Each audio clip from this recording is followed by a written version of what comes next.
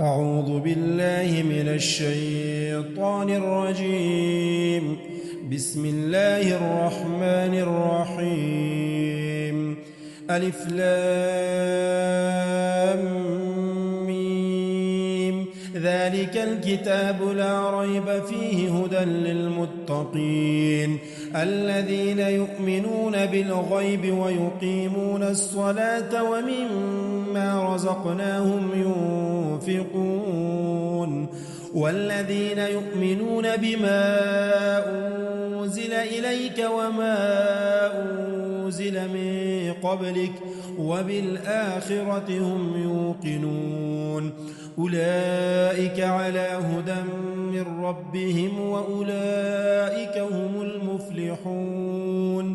إن الذين كفروا سواء عليهم أنذرتهم أم لم تنذرهم لا يؤمنون. ختم الله على قلوبهم وعلى سمعهم وعلى أبصارهم غشاوة ولهم عذاب عظيم. ومن الناس من يقول آمنا بالله وباليوم الآخر وما هم بمؤمنين يخادعون الله والذين آمنوا وما يخدعون إلا أنفسهم وما يشعرون. في قلوبهم مرض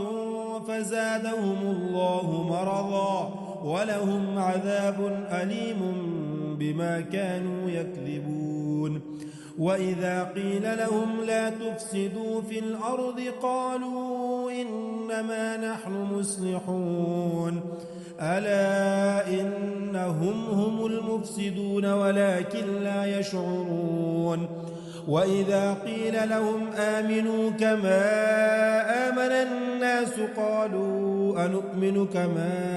آمن السفهاء ألا إنهم هم السفهاء ولكن لا يعلمون. وإذا لقوا الذين آمنوا قالوا آمنا وإذا خلوا إلى شياطينهم قالوا إنا معكم إنما نحن مستهزئون. الله يستهزئ بهم ويمدهم في طغيانهم يعمهون. أولئك الذين اشتروا الضلالة بالهدى فما ربحت تجارتهم وما كانوا مهتدين. مثلهم كمثل الذي استوقد نارا فلما أضاءت ما حوله ذهب الله بنورهم وتركهم في ظلمات لا يبصرون. صم بكم عمي فهم لا يرجعون. أو كصيب من السماء فيه ظلمات ورعد وبرق يجعلون أصابعهم في آذانهم من الصواعق حذر الموت والله محيط بالكافرين. يكاد البرق يخطف أبصارهم كلما أضاء لهم مشوا فيه وإذا أظلم عليهم قاموا ولو شاء الله لذهب بسمعهم وأبصارهم إن الله على كل شيء قدير. يا أيها الناس اعبدوا ربكم الذي خلقكم والذين من قبلكم لعلكم تتقون. الذي جعل لكم الأرض فراشا والسماء بناء وأنزل من السماء ماء فأخرج به من الثمرات رزقا لكم فلا تجعلوا لله أندادا وأنتم تعلمون. وإن كنتم في ريب مما نزلنا على عبدنا فأتوا بسورة من مثله وادعوا شهداءكم من دون الله إن كنتم صادقين.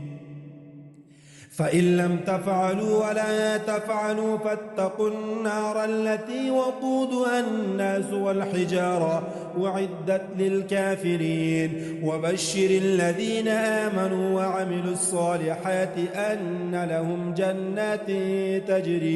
تجري من تحتها الأنهار كلما رزقوا منها من ثمرة رزقا قالوا هذا الذي رزقنا من قبل وأتوا به متشابها ولهم فيها أزواج مطهرة وهم فيها خالدون إن الله لا يستحي أن يضرب مثلا ما بعوضة فما فوقها فأما الذين آمنوا فيعلمون أنه الحق من ربهم وأما الذين كفروا فيقولون ماذا أراد الله بهذا مثلا يضل به كثيرا ويهدي به كثيرا وما يضل به إلا الفاسقين الذين ينقضون عهد الله من بعد ميثاقه ويقطعون ما أمر الله به أن يوصل ويفسدون في الأرض أولئك هم الخاسرون كيف تكفرون بالله وكنتم أمواتا فأحياكم ثم يميتكم ثم يحييكم ثم إليه ترجعون هو الذي خلق لكم ما في الأرض جميعا ثم استوى إلى السماء فسواهن 7 سماوات وهو بكل شيء عليم وإذ قال ربك للملائكة إني جاعل في الأرض خليفة قالوا أتجعل فيها من يفسد فيها ويسفك الدماء ونحن نسبح بحمدك ونقدس لك قال إني أعلم ما لا تعلمون وعلم آدم الأسماء كلها ثم عرضهم على الملائكة فقال أنبئوني بأسماء هؤلاء إن كنتم صادقين قالوا سبحانك لا علم لنا إلا ما علمتنا إنك أنت العليم الحكيم قال يا آدم أنبئهم بأسمائهم فلما أنبأهم بأسمائهم قال ألم أقل لكم إني أعلم غيب السماوات والأرض وأعلم ما تبدون وما كنتم تكتمون وإذ قلنا للملائكة اسجدوا لآدم فسجدوا إلا إبليس أبى واستكبر وكان من الكافرين وقلنا يا آدم اسكن أنت وزوجك الجنة وكلا منها رغدا حيث شئتما ولا تقربا هذه الشجرة فتكونا من الظالمين فأزلهما الشيطان عنها فأخرجهما مما كانا فيه وقلنا اهبطوا بعضكم لبعض عدو ولكم في الأرض مستقر ومتاع إلى حين فتلقى آدم من ربه كلمات فتاب عليه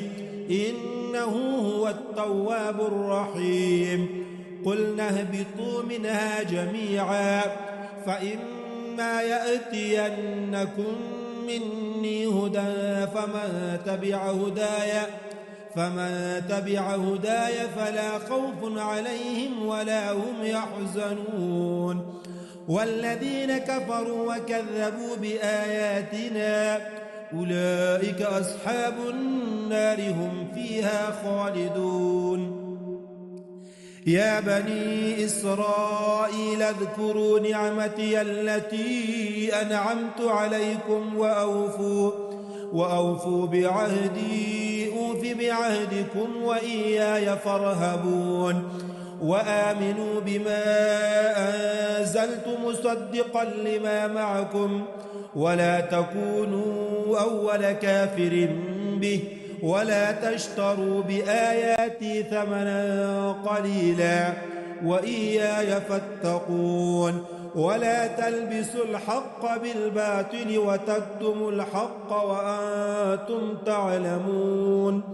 وأقيموا الصلاة وآتوا الزكاة واركعوا مع الراكعين أتأمرون الناس بالبر وتنسون أنفسكم وأنتم تتلون الكتاب أفلا تعقلون واستعينوا بالصبر والصلاة وإنها لكبيرة إلا على الخاشعين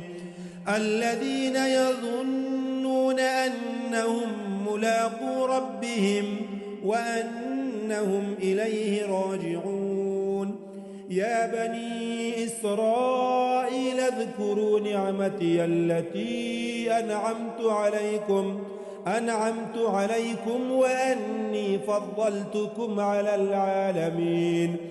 واتقوا يوما لا تجزي نفس عن نفس شيئا ولا يقبل منها شفاعة ولا يؤخذ منها عدل ولا هم ينصرون وإذ نجيناكم من آل فرعون يسومونكم سوء العذاب يذبحون أبناءكم ويستحيون نساءكم وفي ذلكم بلاء من ربكم عظيم وإذ فرقنا بكم البحر فأنجيناكم وأغرقنا آل فرعون وأنتم تنظرون وإذ واعدنا موسى 40 ليلة ثم اتخذتم العجل من بعده وأنتم ظالمون ثم عفونا عنكم من بعد ذلك لعلكم تشكرون وإذ آتينا موسى الكتاب والفرقان لعلكم تهتدون وإذ قال موسى لقومه يا قوم إنكم ظلمتم أنفسكم باتخاذكم العجل فتوبوا إلى بارئكم فاقتلوا أنفسكم ذلكم خير لكم عند بارئكم فتاب عليكم إنه هو التواب الرحيم وإذ قلتم يا موسى لن نؤمن لك حتى نرى الله جهرة فأخذتكم الصاعقة وأنتم تنظرون ثم بعثناكم من بعد موتكم لعلكم تشكرون وظللنا عليكم الغمام وأنزلنا عليكم المن والسلوى كلوا من طيبات ما رزقناكم وما ظلمونا ولكن كانوا أنفسهم يظلمون وإذ قلنا ادخلوا هذه القرية فكلوا منها حيث شئتم رغدا وادخلوا الباب سجدا وقولوا حطة نغفر لكم خطاياكم وسنزيد المحسنين فبدل الذين ظلموا قولا غير الذي قيل لهم فأنزلنا على الذين ظلموا رجزا من السماء بما كانوا يفسقون وإذ استسقى موسى لقومه فقلنا اضرب بعصاك الحجر فانفجرت منه 12 عينا قد علم كل أناس مشربهم كلوا واشربوا من رزق الله ولا تعثوا في الأرض مفسدين وإذ قلتم يا موسى لن نصبر على طعام واحد فادع لنا ربك يخرج لنا مما تنبت الأرض من بقلها وقثائها وفومها وعدسها وبصلها. قال أتستبدلون الذي هو أدنى بالذي هو خير؟ اهبطوا مصرا فإن لكم ما سألتم وضربت عليهم الذلة والمسكنة وباءوا بغضب من الله، ذلك بأنهم كانوا يكفرون بآيات الله ويقتلون النبيين بغير الحق، ذلك بما عصوا وكانوا يعتدون. إن الذين آمنوا والذين هادوا والنصارى والصابئين من آمن بالله واليوم الآخر وعمل صالحا فلهم أجرهم عند ربهم ولا خوف عليهم ولا هم يحزنون. وإذ أخذنا ميثاقكم ورفعنا فوقكم الطور خذوا ما آتيناكم بقوة واذكروا ما فيه لعلكم تتقون، ثم توليتم من بعد ذلك فلولا فضل الله عليكم ورحمته لكنتم من الخاسرين. ولقد علمتم الذين اعتدوا منكم في السبت فقلنا لهم كونوا قردة خاسئين فجعلناها نكالا لما بين يديها وما خلفها وموعظة للمتقين. وإذ قال موسى لقومه إن الله يأمركم أن تذبحوا بقرة قالوا أتتخذنا هزوا قال أعوذ بالله أن أكون من الجاهلين. قالوا ادع لنا ربك يبين لنا ما هي قال إنه يقول إنها بقرة لا فارض ولا بكر عوان بين ذلك فافعلوا ما تؤمرون. قالوا ادع لنا ربك يبين لنا ما لونها قال إنه يقول إنها بقرة صفراء فاقع لونها تسر الناظرين. قالوا ادع لنا ربك يبين لنا ما هي إن البقرة شابه علينا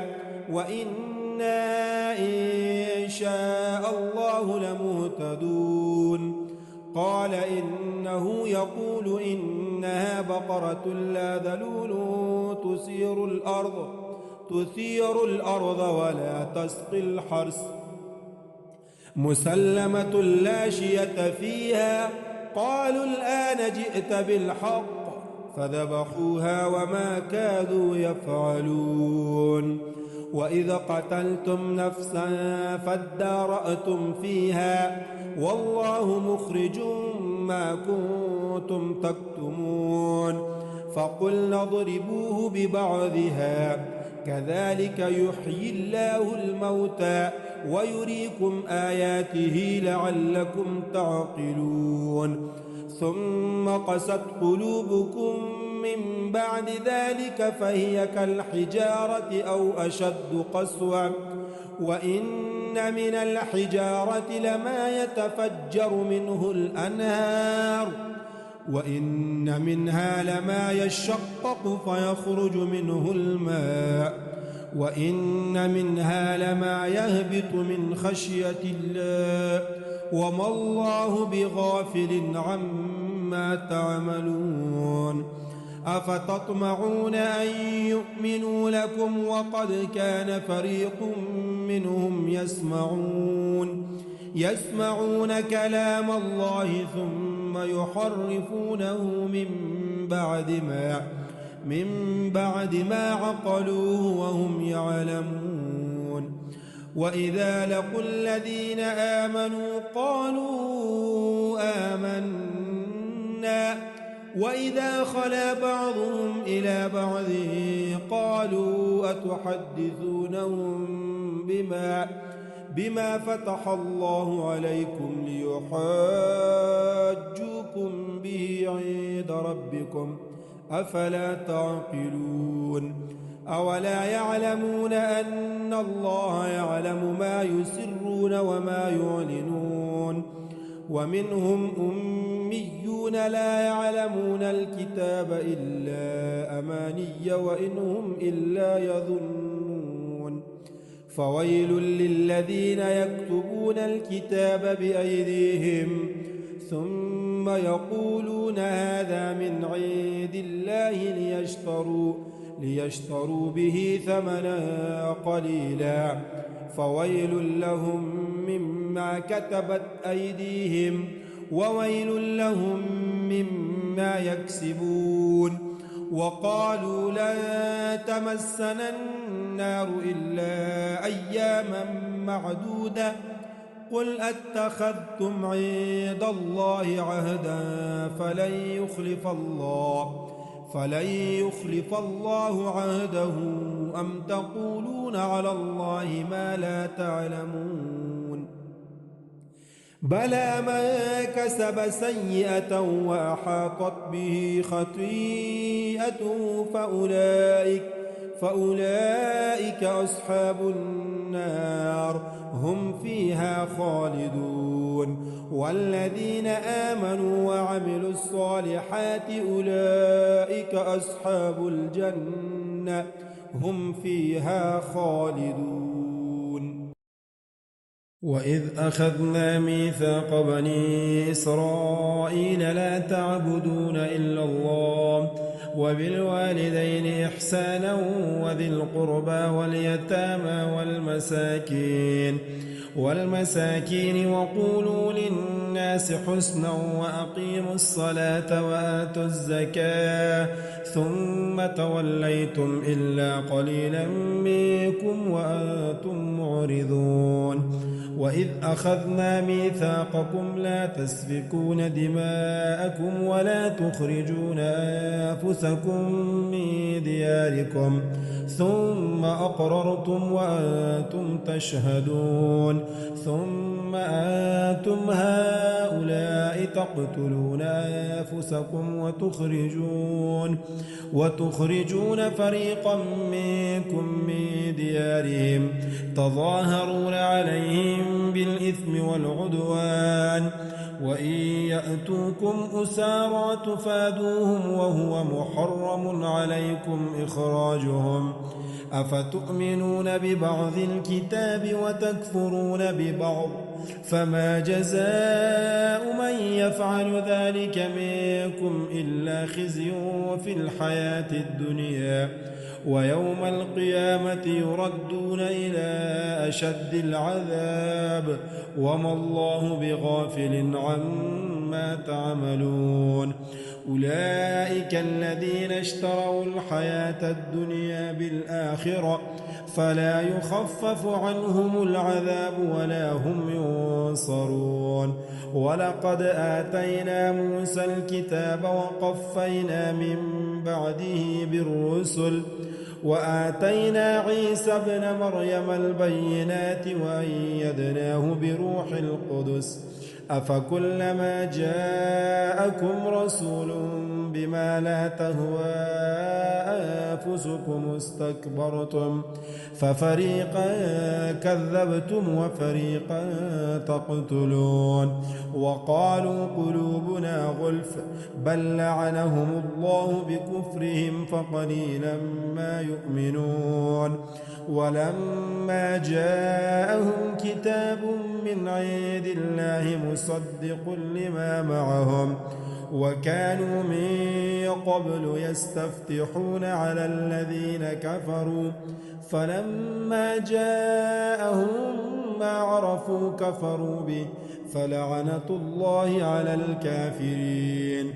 بئس ما اشتروا به أنفسهم أن يكفروا بما أنزل الله بغيا أن ينزل الله من فضله على من يشاء من عباده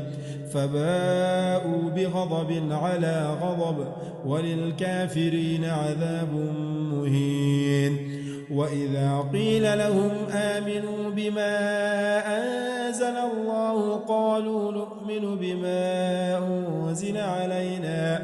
علينا ويكفرون بما وراءه وهو الحق مصدقا لما معهم. قل فلم تقتلون أنبياء الله من قبل إن كنتم مؤمنين؟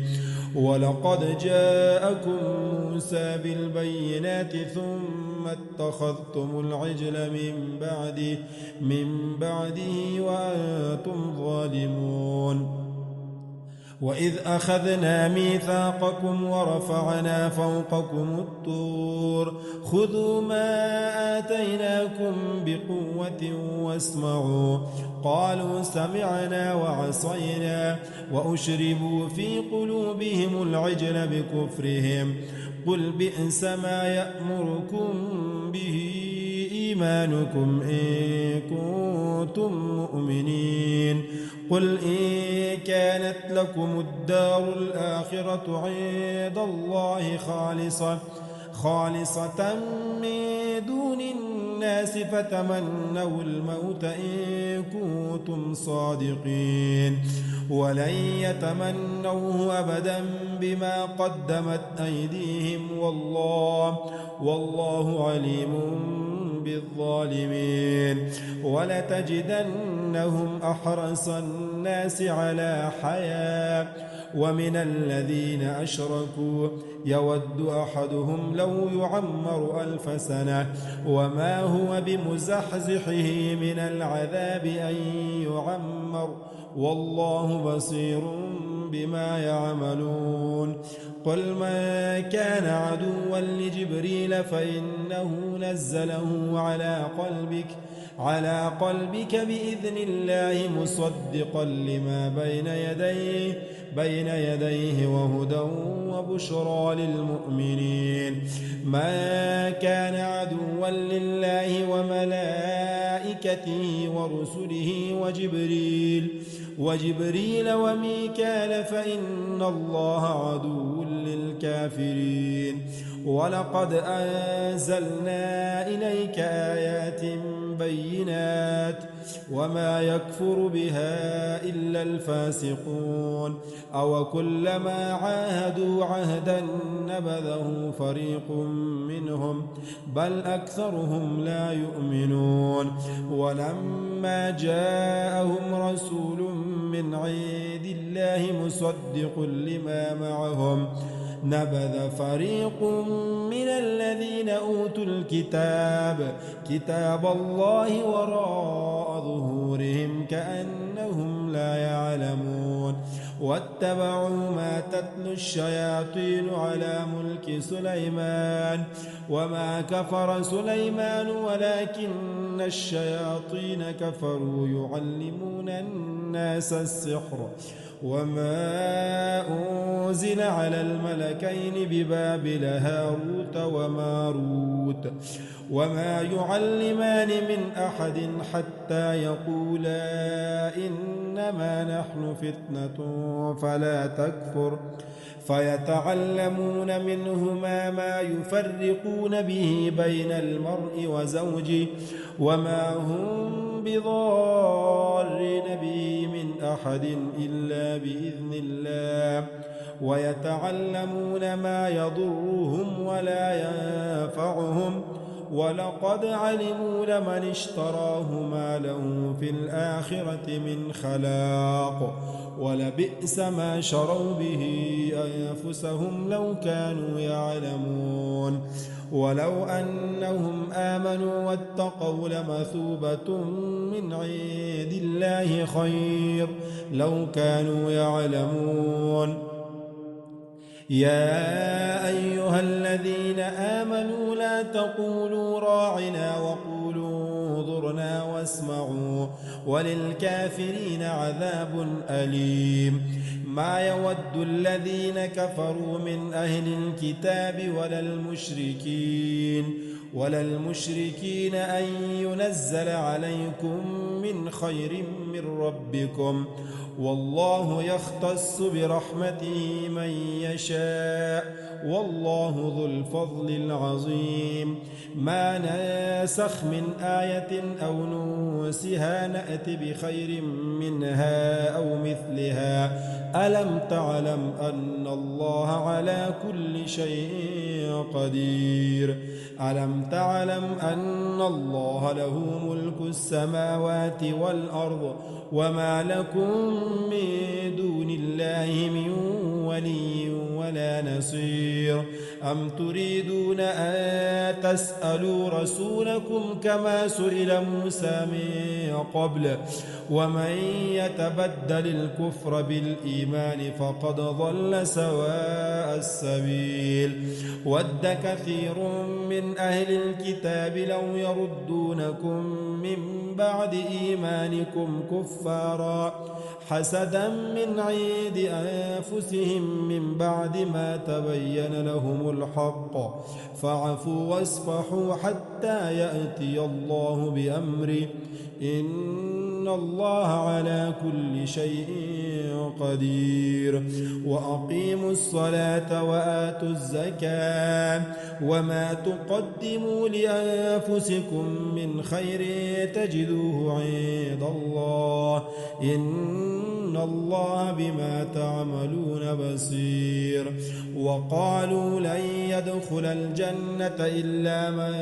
كان هودا أو نصارى تلك أمانيهم قل هاتوا برهانكم إن كنتم صادقين بلى من أسلم وجهه لله وهو محسن فله أجره عند ربه ولا خوف عليهم ولا هم يحزنون وقالت اليهود ليست النصارى على شيء وقالت النصارى ليست اليهود على شيء وهم يتلون الكتاب كذلك قال الذين لا يعلمون مثل قولهم فالله يحكم بينهم يوم القيامة فيما كانوا فيه يختلفون ومن أظلم ممن منع مساجد الله أن يذكر فيها اسمه وسعى في خرابها أولئك ما كان لهم أن يدخلوها إلا خائفين لهم في الدنيا خزي ولهم في الآخرة عذاب عظيم ولله المشرق والمغرب فأينما تولوا فثم وجه الله إن الله واسع عليم وقالوا اتخذ الله ولدا سبحانه بل له ما في السماوات والأرض كل له قانتون بديع السماوات والأرض وإذا قضى أمرا فإنما يقول له كن فيكون وقال الذين لا يعلمون لولا يكلمنا الله أو تأتينا آية كذلك قال الذين من قبلهم مثل قولهم تشابهت قلوبهم قد بينا الآيات لقوم يوقنون إنا أرسلناك بالحق بشيرا ونذيرا ولا تسأل عن أصحاب الجحيم ولا ترضى عنك اليهود ولا النصارى حتى تتبع ملتهم قل إن هدى الله هو الهدى ولئن اتبعت أهواءهم بعد الذي جاءك من العلم ما لك من الله من ولي ولا نصير الذين آتيناهم الكتاب يتلونه حق تلاوته أولئك يؤمنون به ومن يكفر به فأولئك هم الخاسرون يا بني إسرائيل اذكروا نعمتي التي أنعمت عليكم وأني فضلتكم على العالمين واتقوا يوما لا تجزي نفس عن نفس شيئا ولا يقبل منها عدل ولا تنفعها شفاعة ولا هم ينصرون وإذ ابتلى إبراهيم ربه بكلمات فأتمهن قال إني جاعلك للناس إماما قال ومن ذريتي قال لا ينال عهد الظالمين وإذ جعلنا البيت مثابة للناس وأمنا واتخذوا من مقام إبراهيم مصلى وعهدنا إلى إبراهيم وإسماعيل أن طهر بيتي للطائفين والعاكفين والركع السجود وإذ قال إبراهيم رب اجعل هذا بلدا آمنا وارزق أهله من الثمرات من آمن منهم بالله واليوم الآخر قال ومن كفر فأمتعه قليلا ثم أضطره إلى عذاب النار وبئس المصير وإذ يرفع إبراهيم القواعد من البيت وإسماعيل ربنا تقبل منا إنك أنت السميع العليم ربنا واجعلنا مسلمين لك ومن ذريتنا أمة مسلمة لك وأرنا مناسكنا وتب علينا إنك أنت التواب الرحيم ربنا وابعث فيهم رسولا منهم يتلو عليهم آياتك ويعلمهم الكتاب والحكمة ويزكيهم إنك أنت العزيز الحكيم ومن يرغب عن ملة إبراهيم إلا من سفه نفسه ولقد اصطفيناه في الدنيا وإنه في الآخرة لمن الصالحين إذ قال له ربه أسلم قال أسلمت لرب العالمين ووصى بها إبراهيم بنيه ويعقوب يا بني إن الله اصطفى لكم الدين فلا تموتن إلا وأنتم مسلمون أم كنتم شهداء إذ حضر يعقوب الموت إذ قال لبنيه ما تعبدون من بعدي قالوا نعبد إلهك وإله آبائك إبراهيم وإسماعيل وإسحاق إلها واحدا ونحن له مسلمون تلك أمة قد خلت لها ما كسبت ولكم ما كسبتم ولا تسألون عما كانوا يعملون وقالوا كونوا هودا أو نصارى تهتدوا قل بل ملة إبراهيم حنيفا وما كان من المشركين قولوا آمنا بالله وما أنزل إلينا وما أنزل إلى إبراهيم وإسماعيل وإسحاق ويعقوب والأسباط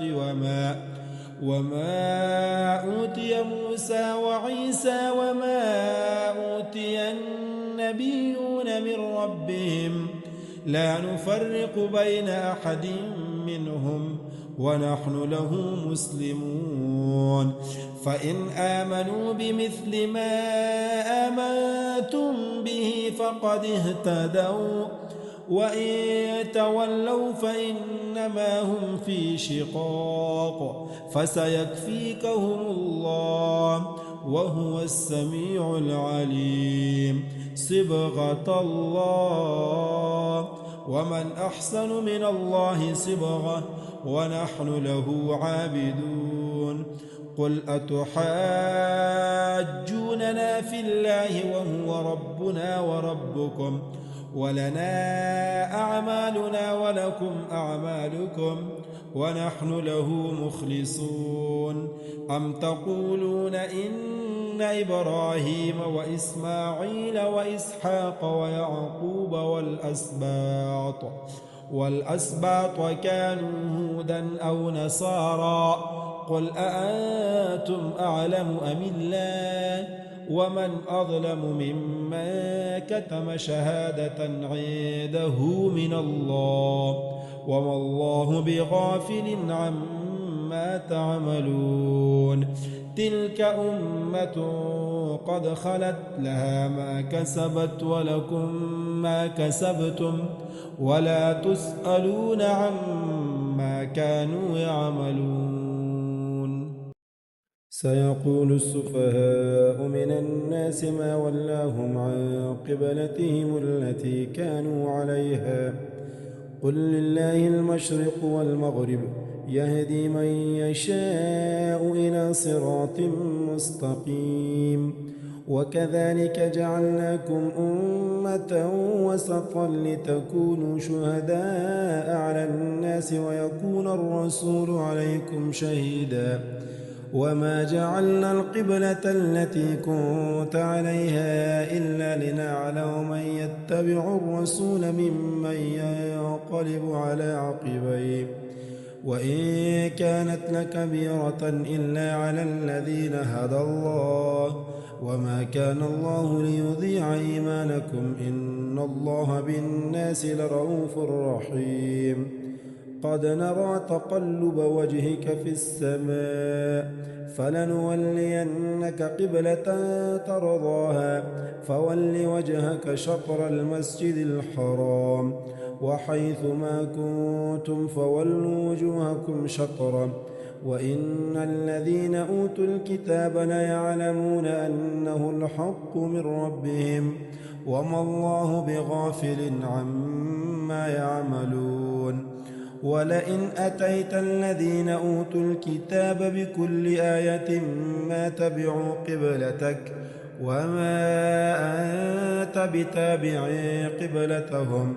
وما بعضهم بتابع قبلة بعض ولئن اتبعت أهواءهم من بعد ما جاءك من العلم إنك إذا لمن الظالمين الذين آتيناهم الكتاب يعرفونه كما يعرفون أبناءهم وإن فريقا منهم ليكتمون الحق وهم يعلمون الحق من ربك فلا تكونن من الممترين ولكل وجهة هو موليها فاستبقوا الخيرات أينما تكونوا يأت بكم الله جميعا إن الله على كل شيء قدير ومن حيث خرجت فول وجهك شطر المسجد الحرام وإنه للحق من ربك وما الله بغافل عما تعملون ومن حيث خرجت فول وجهك شطر المسجد الحرام وحيث ما كنتم فولوا وجوهكم شطره لئلا يكون للناس عليكم حجة إلا الذين ظلموا منهم، فلا تخشوهم واخشوني ولأتم نعمتي عليكم ولعلكم تهتدون. كما أرسلنا فيكم رسولا منكم يتلو عليكم آياتنا ويزكيكم ويعلمكم الكتاب والحكمة ويعلمكم ما لم تكونوا تعلمون، فاذكروني أذكركم واشكروا لي ولا تكفرون. يا أيها الذين آمنوا استعينوا بالصبر والصلاة إن الله مع الصابرين. ولا تقولوا لمن يقتل في سبيل الله أموات، بل أحياء ولكن لا تشعرون. ولنبلونكم بشيء من الخوف والجوع ونقص من الأموال والأنفس والثمرات، وبشر الصابرين الذين إذا أصابتهم مصيبة قالوا إنا لله وإنا إليه راجعون، أولئك عليهم صلوات من ربهم ورحمة وأولئك هم المهتدون. إن الصفا والمروة من شعائر الله، فمن حج البيت أو اعتمر فلا جناح عليه أن يطوف بهما، ومن تطوع خيرا فإن الله شاكر عليم. إن الذين يكتمون ما أنزلنا من البينات والهدى من بعد ما بيناه للناس في الكتاب أولئك يلعنهم الله ويلعنهم اللاعنون، إلا الذين تابوا وأصلحوا وبينوا فأولئك أتوب عليهم وأنا التواب الرحيم. إن الذين كفروا وماتوا وهم كفار أولئك عليهم لعنة الله والملائكة والناس أجمعين، خالدين فيها لا يخفف عنهم العذاب ولا هم ينظرون. وإلهكم إله واحد لا إله إلا هو الرحمن الرحيم. إن في خلق السماوات والأرض واختلاف الليل والنهار والفلك التي تجري في البحر بما ينفع الناس وما أنزل الله من السماء من ماء فأحيا به الأرض بعد موتها وبث فيها من كل دابة، وتصريف الرياح والسحاب المسخر بين السماء والأرض لآيات لقوم يعقلون. ومن الناس من يتخذ من دون الله أندادا يحبونهم كحب الله، والذين آمنوا أشد حبا لله. ولو يرى الذين ظلموا إذ يرون العذاب أن القوة لله جميعا وأن الله شديد العذاب، إذ تبرأ الذين اتبعوا من الذين اتبعوا ورأوا العذاب وتقطعت بهم الأسباب. وقال الذين اتبعوا لو أن لنا كرة فنتبرأ منهم كما تبرأوا منا، كذلك يريهم الله أعمالهم حسرات عليهم وما هم بخارجين من النار. يا أيها الناس كلوا مما في الأرض حلالا طيبا ولا تتبعوا خطوات الشيطان إنه لكم عدو مبين. إنما يأمركم بالسوء والفحشاء وأن تقولوا على الله ما لا تعلمون. وإذا قيل لهم اتبعوا ما أنزل الله قالوا بل نتبع ما ألفينا عليه آباءنا أولو كان آباؤهم لا يعقلون شيئا ولا يهتدون. ومثل الذين كفروا كمثل الذي ينعق بما لا يسمع إلا دعاء ونداء صم بكم عمي فهم لا يعقلون يا أيها الذين آمنوا كلوا من طيبات ما رزقناكم واشكروا لله إن كنتم إياه تعبدون إنما حرم عليكم الميتة والدم ولحم الخنزير وما أهل به لغير الله فمن اضطر غير باغ ولا عاد فلا إثم عليه إن الله غفور رحيم إن الذين يكتمون ما أنزل الله من الكتاب ويشترون به ثمنا قليلا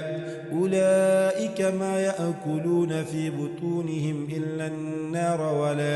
ولا يكلمهم الله يوم القيامة ولا يزكيهم ولهم عذاب أليم أولئك الذين اشتروا الضلالة بالهدى والعذاب بالمغفرة فما أصبرهم على النار ذلك بأن الله نزل الكتاب بالحق وإن الذين اختلفوا في الكتاب لفي شقاق بعيد ليس البر أن تولوا وجوهكم قبل المشرق والمغرب ولكن البر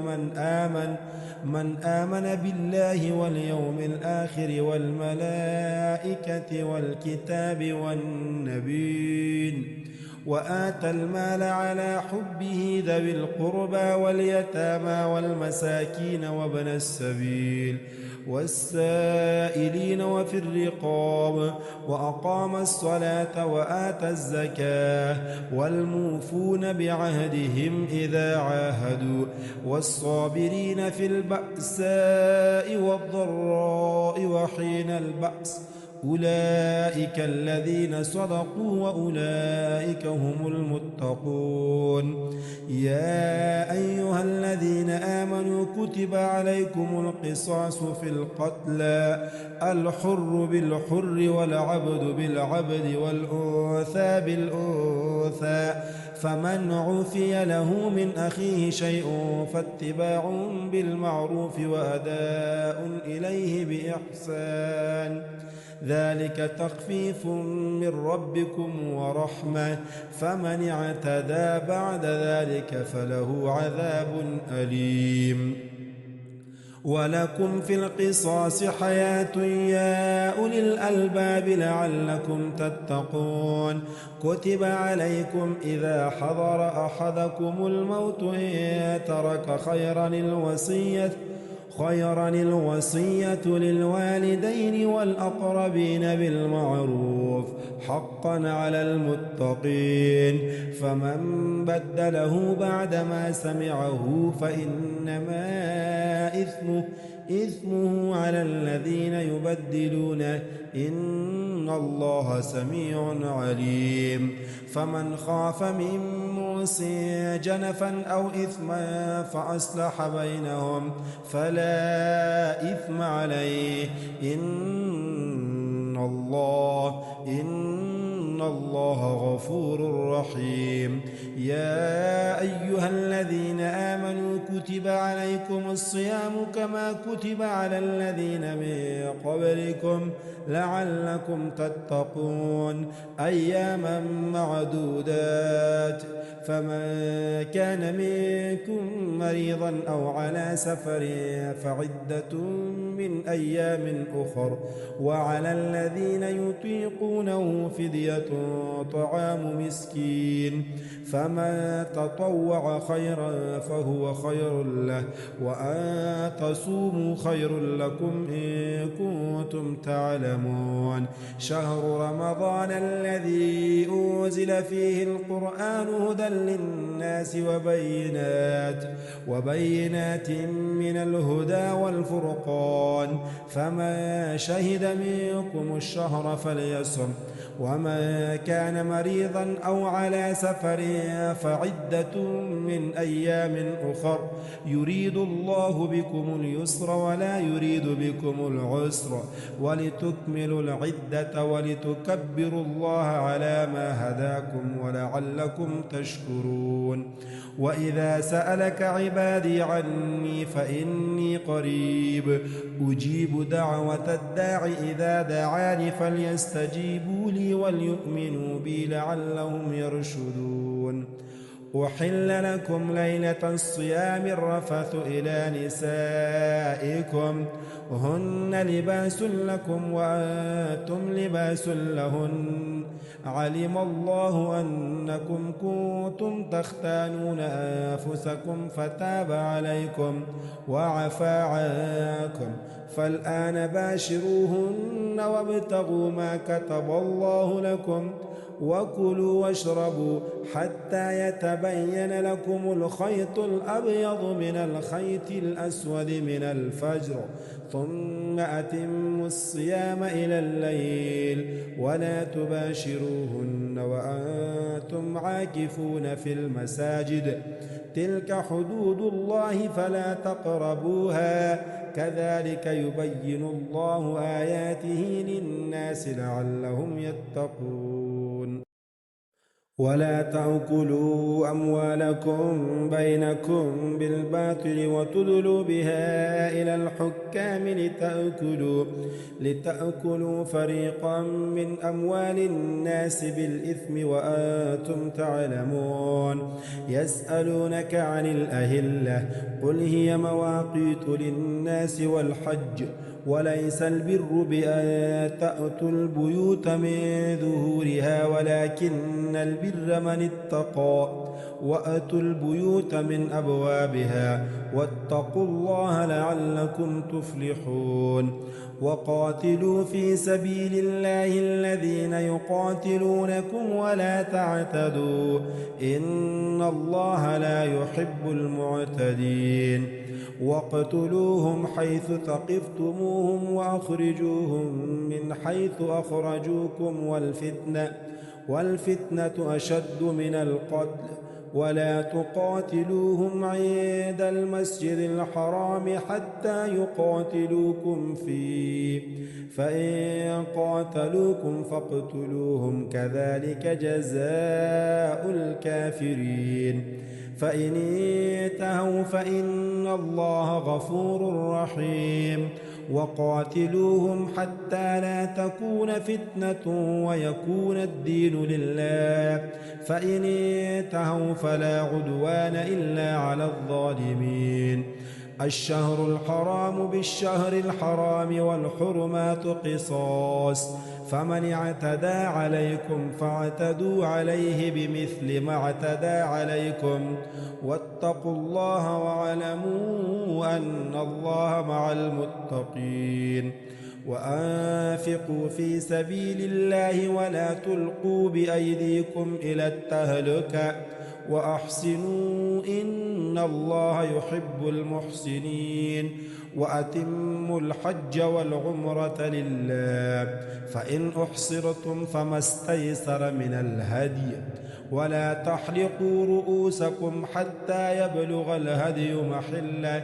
فمن كان منكم مريضا أو به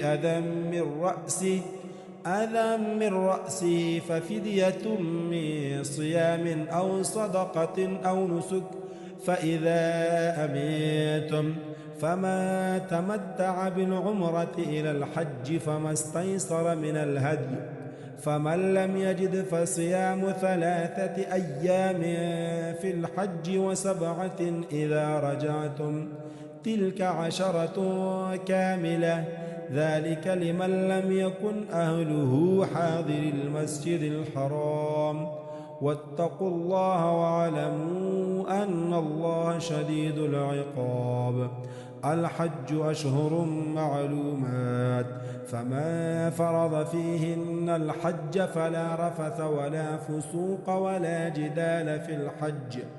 وما تفعلوا من خير يعلمه الله وتزودوا فإن خير الزاد التقوى واتقون يا أولي الألباب. ليس عليكم جناح أن تبتغوا فضلا من ربكم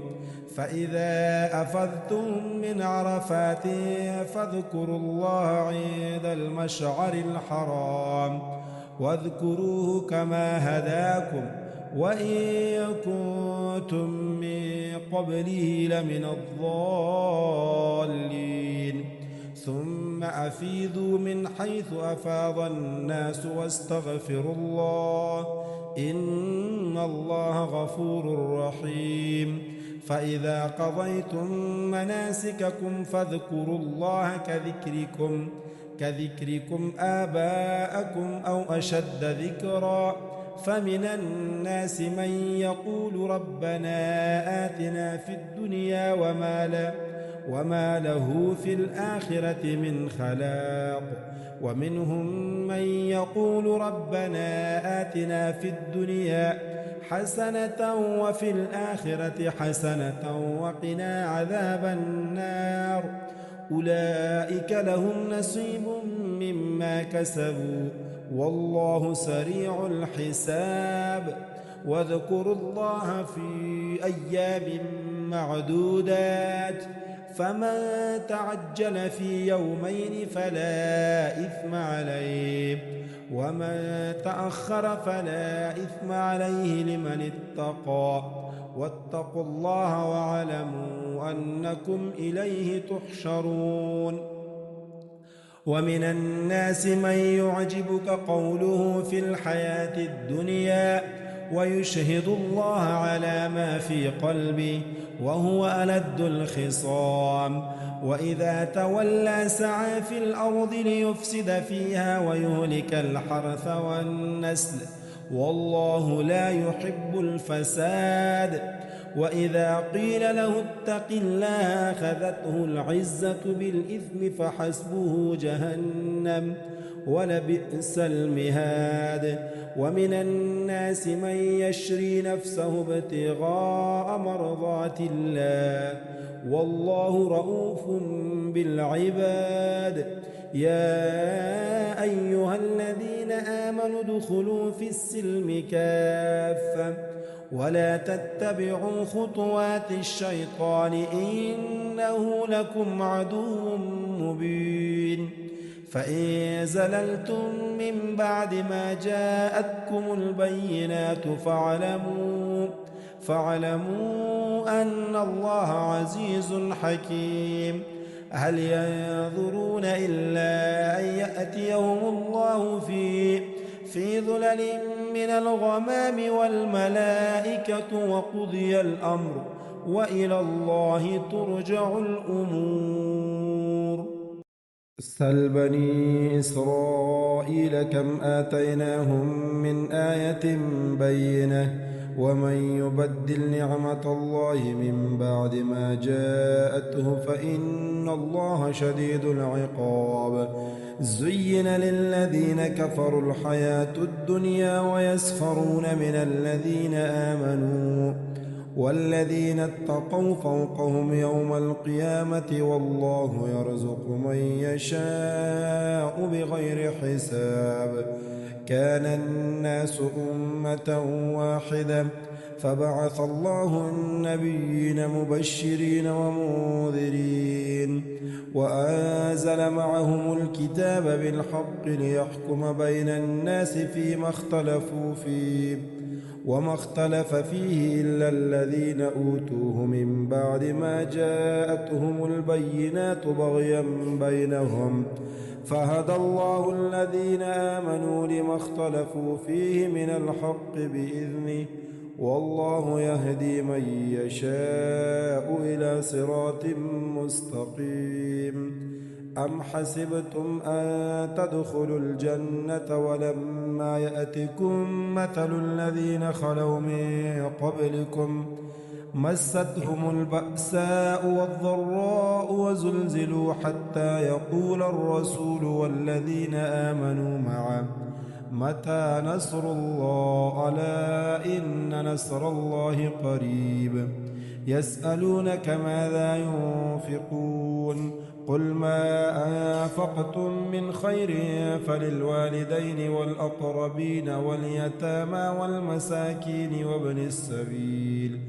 وما تفعلوا من خير فإن الله به عليم كتب عليكم القتال وهو كره لكم وعسى أن تكرهوا شيئا وهو خير لكم وعسى أن تحبوا شيئا وهو شر لكم والله يعلم وأنتم لا تعلمون يسألونك عن الشهر الحرام قتال فيه قل قتال فيه كبير وصد عن سبيل الله وكفر به والمسجد الحرام وإخراج أهله منه أكبر عند الله والفتنة أكبر من القتل ولا يزالون يقاتلونكم حتى يردوكم عن دينكم إن استطاعوا ومن يرتد منكم عن دينه فيمت وهو كافر فأولئك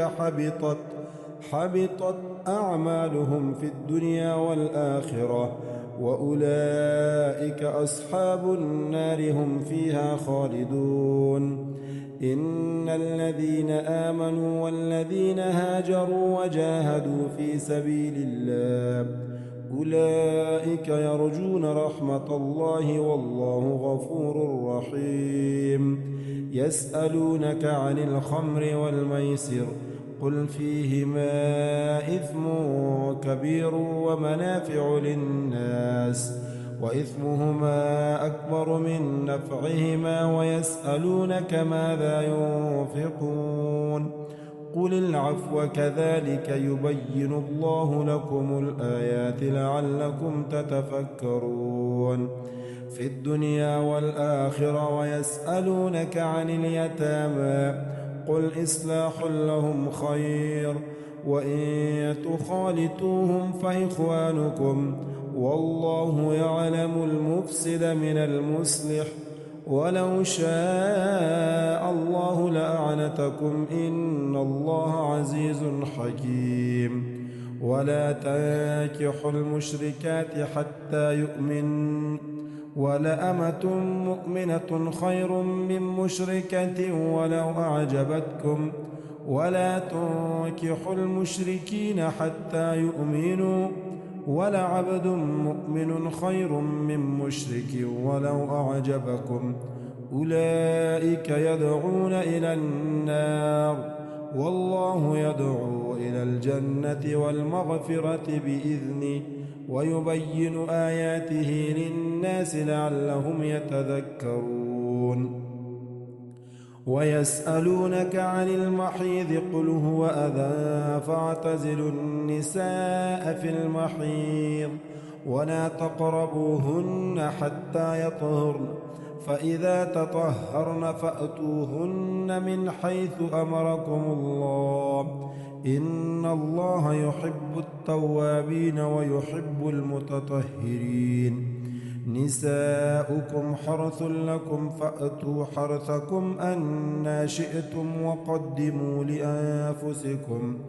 واتقوا الله واعلموا أنكم ملاقوه وبشر المؤمنين ولا تجعلوا الله عرضة لأيمانكم أن تبروا وتتقوا وتصلحوا بين الناس والله سميع عليم لا يؤاخذكم الله باللغو في أيمانكم ولكن يؤاخذكم بما كسبت قلوبكم والله غفور حليم للذين يؤلون من نسائهم تربص 4 أشهر فإن فاءوا فإن الله غفور رحيم وإن عزموا الطلاق فإن الله سميع عليم والمطلقات يتربصن بأنفسهن 3 قروء ولا يحل لهن أن يكتمن ما خلق الله في أرحامهن إن كن يؤمن بالله واليوم الآخر وبعولتهن أحق بردهن في ذلك إن أرادوا إصلاحا ولهن مثل الذي عليهن بالمعروف وللرجال عليهن درجة والله عزيز حكيم. الطلاق مرتان فإمساك بمعروف أو تسريح بإحسان ولا يحل لكم أن تأخذوا مما آتيتموهن شيئا إلا أن يخافا ألا يقيما حدود الله فإن خفتم ألا يقيما حدود الله فلا جناح عليهما فيما افتدت به تلك حدود الله فلا تعتدوها ومن يتعد حدود الله فأولئك هم الظالمون. فإن طلقها فلا تحل له من بعد حتى تنكح زوجا غيره فإن طلقها فلا جناح عليهما أن يتراجعا إن ظنا أن يقيما حدود الله وتلك حدود الله يبينها لقوم يعلمون. وإذا طلقتم النساء فبلغن أجلهن فأمسكوهن بمعروف أو سرحوهن بمعروف ولا تمسكوهن ضرارا لتعتادوا ومن يفعل ذلك فقد ظلم نفسه. ولا تتخذوا آيات الله هزوا واذكروا نعمة الله عليكم وما أنزل عليكم من الكتاب والحكمة يعظكم به واتقوا الله واعلموا أن الله بكل شيء عليم. وإذا طلقتم النساء فبلغن أجلهن فلا تعذلوهن أن ينكحن أزواجهن إذا تراضوا بينهم بالمعروف ذلك يوعظ به من كان منكم يؤمن بالله واليوم الآخر ذلكم أزكى لكم وأطهر والله يعلم وأنتم لا تعلمون. والوالدات يرضعن أولادهن حولين كاملين لمن أراد أن يتم الرضاعة وعلى المولود له رزقهن وكسوتهن بالمعروف لا تكلف نفس إلا وسعها لا تضار والدة بولدها ولا مولود له بولده وعلى الوارث مثل ذلك فإن أرادا فصالا عن تراض منهما وتشاور فلا جناح عليهما. وإن أردتم أن تسترضعوا أولادكم فلا جناح عليكم إذا سلمتم ما آتيتم بالمعروف واتقوا الله واعلموا أن الله بما تعملون بصير. والذين يتوفون منكم ويذرون أزواجا يتربصن بأنفسهن 4 أشهر وعشرا فإذا بلغن أجلهن فلا جناح عليكم فيما فعلن في أنفسهن بالمعروف والله بما تعملون خبير. ولا جناح عليكم فيما عرضتم به من خطبة النساء أو أكنتم في أنفسكم علم الله أنكم ستذكرونهن ولكن لا تواعدوهن سرا إلا أن تقولوا قولا معروفا ولا تعزموا عقدة النكاح حتى يبلغ الكتاب أجله واعلموا أن الله يعلم ما في أنفسكم فاحذروه واعلموا أن الله غفور حليم. لا جناح عليكم إن طلقتم النساء ما لم تمسوهن أو تفرضوا لهن فريضة ومتعوهن على الموسع قدره وعلى المقتر قدره متاعا بالمعروف حقا على المحسنين. وإن طلقتموهن من قبل أن تمسوهن وقد فرضتم لهن فريضة فنصف ما فرضتم إلا أن يعفون أو يعفو الذي بيده عقدة النكاح وأن تعفوا أقرب للتقوى ولا تنسوا الفضل بينكم إن الله بما تعملون بصير. حافظوا على الصلوات والصلاة الوسطى وقوموا لله قانتين. فإن خفتم فرجالا أو ركبانا فإذا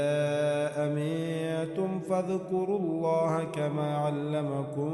ما لم تكونوا تعلمون. والذين يتوفون منكم ويذرون أزواجا وصية لأزواجهم متاعا إلى الحول غير إخراج فإن خرجن فلا جناح عليكم فيما فعلن في أنفسهن من معروف والله عزيز حكيم. وللمطلقات متاع بالمعروف حقا على المتقين كذلك يبين الله لكم آياته لعلكم تعقلون. ألم تر إلى الذين خرجوا من ديارهم وهم ألوف حذر الموت فقال لهم الله موتوا ثم أحياهم إن الله لذو فضل على الناس ولكن أكثر الناس لا يشكرون. وقاتلوا في سبيل الله واعلموا أن الله سميع عليم. ماذا الذي يقرض الله قرضا حسنا فيضاعفه له أضعافا كثيرة والله يقبض ويبسط وإليه ترجعون. ألم تر إلى الملأ من بني إسرائيل من بعد موسى إذ قالوا لنبي لهم ابعث لنا ملكا نقاتل في سبيل الله قال هل عسيتم إن كتب عليكم القتال ألا تقاتلوا قالوا وما لنا ألا نقاتل في سبيل الله وقد أخرجنا من ديارنا وأبنائنا فلما كتب عليهم القتال تولوا إلا قليلا منهم والله عليم بالظالمين. وقال لهم نبيهم إن الله قد بعث لكم طالوت ملكا قالوا أنى يكون له الملك علينا ونحن أحق بالملك منه ولم يؤت سعة من المال قال إن الله اصطفاه عليكم وزاده بسطة في العلم والجسم والله يؤتي ملكه من يشاء والله واسع عليم. وقال لهم نبيهم إن آية ملكه أن يأتيكم التابوت فيه سكينة من ربكم وبقية مما ترك آل موسى وآل هارون تحمله الملائكة إن في ذلك لآية لكم إن كنتم مؤمنين. فلما فصل طالوت بالجنود قال إن الله مبتليكم بنهر فمن شرب منه فليس مني ومن لم يطعمه فإنه مني إلا من اغترف غرفة بيده فشربوا منه إلا قليلا منهم. فلما جاوزه هو والذين آمنوا معه قالوا لا طاقة لنا اليوم بجالوت وجنوده. قال الذين يظنون أنهم ملاقو الله كم من فئة قليلة غلبت فئة كثيرة بإذن الله والله مع الصابرين.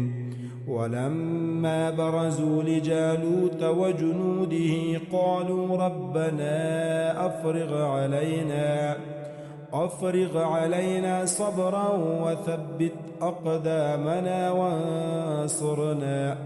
وانصرنا على القوم الكافرين. فهزموهم بإذن الله وقتل داود جالوت وآتاه الله الملك والحكمة وعلمه مما يشاء. ولولا دفع الله الناس بعضهم ببعض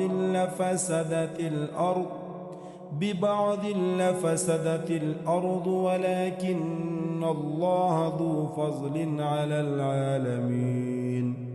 تلك آيات الله نتلوها عليك بالحق وإنك لمن المرسلين. تلك الرسل فضلنا بعضهم على بعض منهم من كلم الله ورفع بعضهم درجات وآتينا عيسى ابن مريم البينات وأيدناه بروح القدس. ولو شاء الله ما اقتتل الذين من بعد ما جاءتهم البينات ولكن اختلفوا فمنهم من آمن ومنهم من كفر. ولو شاء الله ما اقتتلوا ولكن الله يفعل ما يريد. يا أيها الذين آمنوا أنفقوا مما رزقناكم من قبل أن يأتي يوم لا بيع فيه ولا خلة ولا شفاعة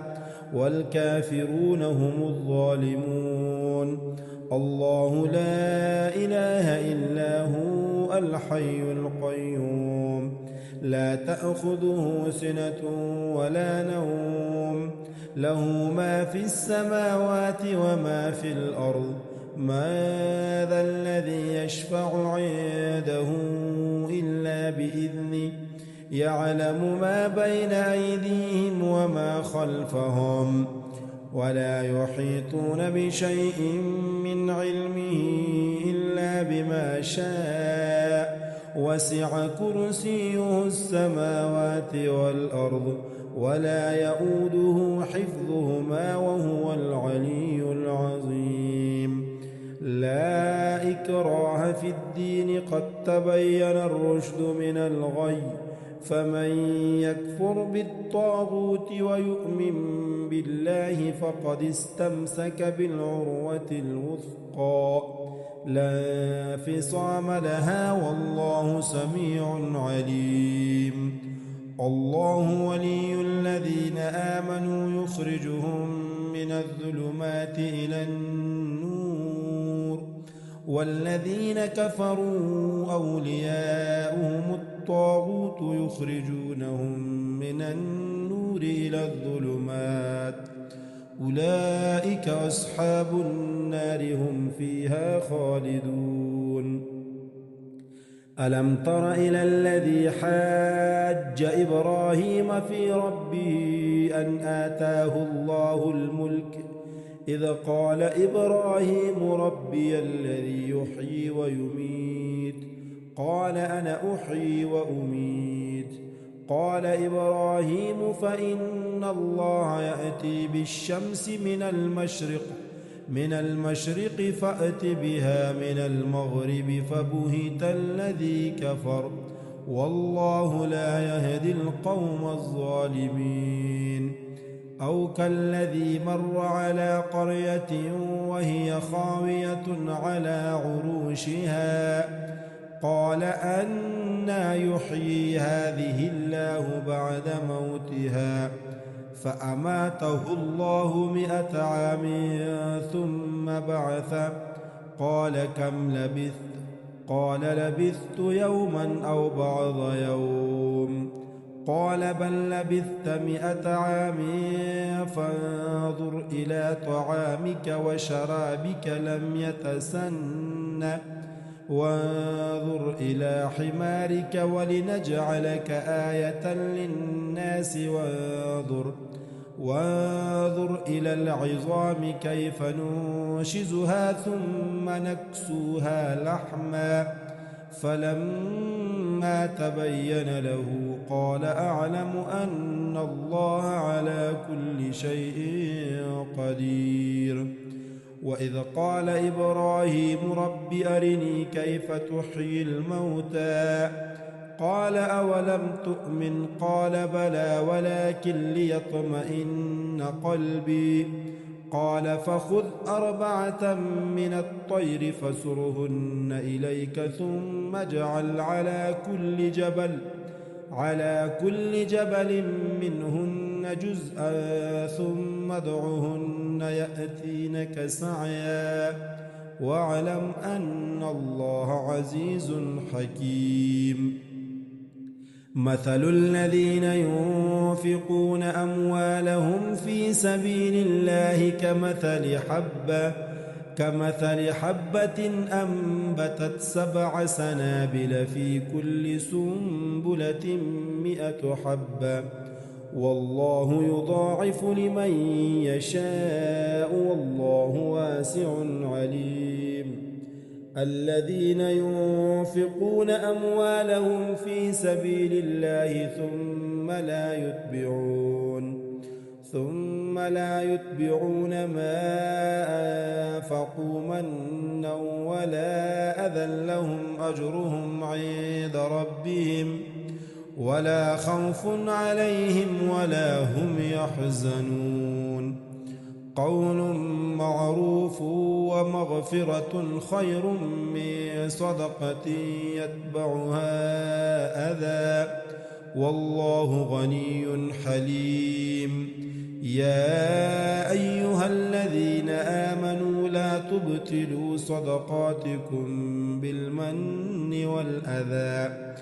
كالذي ينفق ماله رئاء الناس ولا يؤمن بالله واليوم الآخر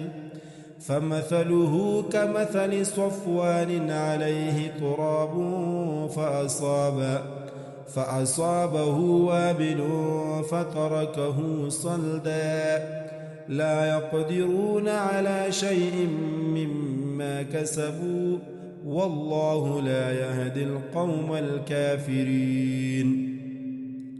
ومثل الذين ينفقون أموالهم ابتغاء مرضات الله وتثبيتا من أنفسهم كمثل جنة بربوة أصابها وابل فآتت أكلها ضعفين فإن لم يصبها وابل فطل والله بما تعملون بصير. أيود أحدكم أن تكون له جنة من نخيل وأعناب تجري من تحتها الأنهار له فيها من كل الثمرات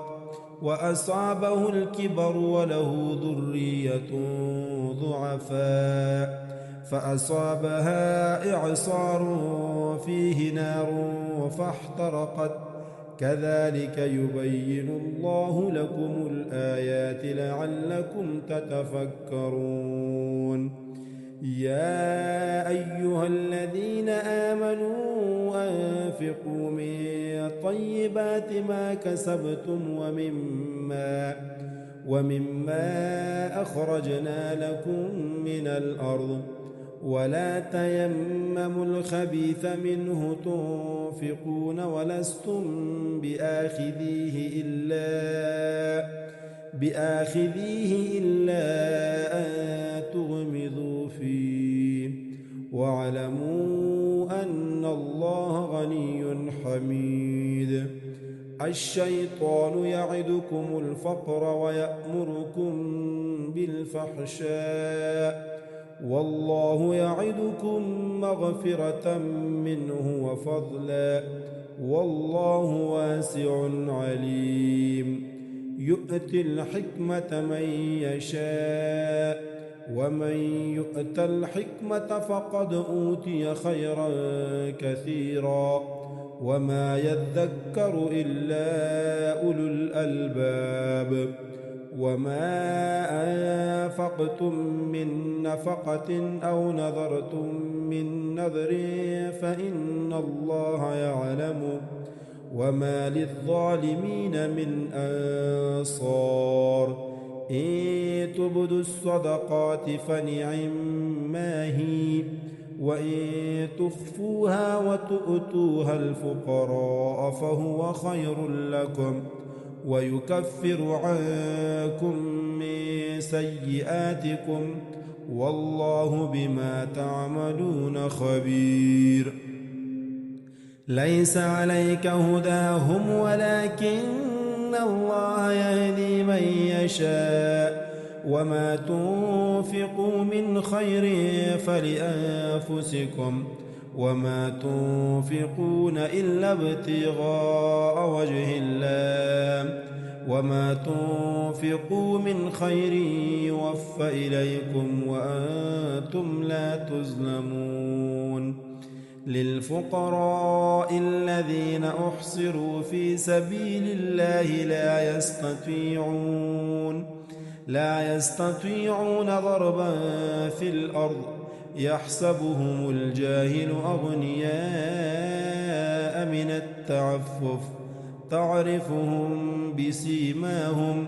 لا يسألون الناس إلحافا وما تنفقوا من خير فإن الله به عليم الذين ينفقون أموالهم بالليل والنهار سرا وعلانية فلهم أجرهم عند ربهم ولا خوف عليهم ولا هم يحزنون الذين يأكلون الربا لا يقومون إلا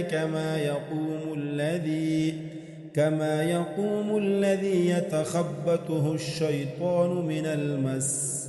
ذلك بأنهم قالوا إنما البيع مثل الربا وأحل الله البيع وحرم الربا فمن جاءه موعظة من ربه فانتهى فله ما سلف وأمره إلى الله ومن عاد فأولئك أصحاب النار هم فيها خالدون يمحق الله الربا ويربي الصدقات والله لا يحب كل كفار أثيم إن الذين آمنوا وعملوا الصالحات وأقاموا الصلاة وآتوا الزكاة لهم أجرهم عند ربهم ولا خوف عليهم ولا هم يحزنون. يا أيها الذين آمنوا اتقوا الله وذروا ما بقي من الربا إن كنتم مؤمنين، فإن لم تفعلوا فأذنوا بحرب من الله ورسوله، وإن تبتم فلكم رؤوس أموالكم لا تظلمون ولا تظلمون. وإن كان ذو عسرة فنظرة إلى ميسرة، وأن تصدقوا خير لكم إن كنتم تعلمون. واتقوا يوما ترجعون فيه إلى الله ثم توفى كل نفس ما كسبت وهم لا يظلمون. يا أيها الذين آمنوا إذا تداينتم بدين إلى أجل مسمى فاكتبوه، وليكتب بينكم كاتب بالعدل، ولا يأب كاتب أن يكتب كما علمه الله فليكتب، وليملل الذي عليه الحق وليتق الله ربه ولا يبخس منه شيئا، فإن كان الذي عليه الحق سفيها أو ضعيفا أو لا يستطيع أن يمله فليملل وليه بالعدل، واستشهدوا شهيدين من رجالكم، فإن لم يكونا رجلين فرجل وامرأتان ممن ترضون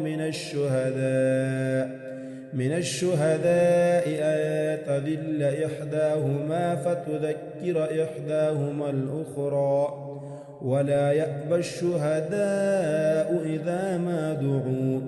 ولا تسأموا أن تكتبوه صغيرا أو كبيرا إلى أجله، ذلكم أقسط عند الله وأقوم للشهادة وأدنى ألا ترتابوا إلا أن تكون تجارة حاضرة تديرونها بينكم فليس عليكم جناح ألا تكتبوها، وأشهدوا إذا تبايعتم، ولا يضار كاتب ولا شهيد، وإن تفعلوا فإنه فسوق بكم، واتقوا الله ويعلمكم الله والله بكل شيء عليم. وإن كنتم على سفر ولم تجدوا كاتبا فرهان مقبوضة، فإن أمن بعضكم بعضا فليؤد الذي اؤتمن أمانته وليتق الله ربه ولا تكتموا الشهادة، ومن يكتمها فإنه آثم قلبه والله بما تعملون عليم. لله ما في السماوات وما في الأرض، وإن تبدوا ما في أنفسكم أو تخفوه يحاسبكم به الله فيغفر لمن يشاء ويعذب من يشاء، والله على كل شيء قدير. آمن الرسول بما أنزل إليه من ربه والمؤمنون كل آمن بالله وملائكته وكتبه ورسله لا نفرق بين أحد من رسله وقالوا سمعنا وأطعنا غفرانك ربنا وإليك المصير. لا يكلف الله نفسا إلا وسعها، لها ما كسبت وعليها ما اكتسبت. ربنا لا تؤاخذنا إن نسينا أو أخطأنا، ربنا ولا تحمل علينا إصرا كما حملته على الذين من قبلنا، ربنا ولا تحملنا ما لا طاقة لنا به، واعف عنا واغفر لنا وارحمنا، أنت مولانا فانصرنا على القوم الكافرين.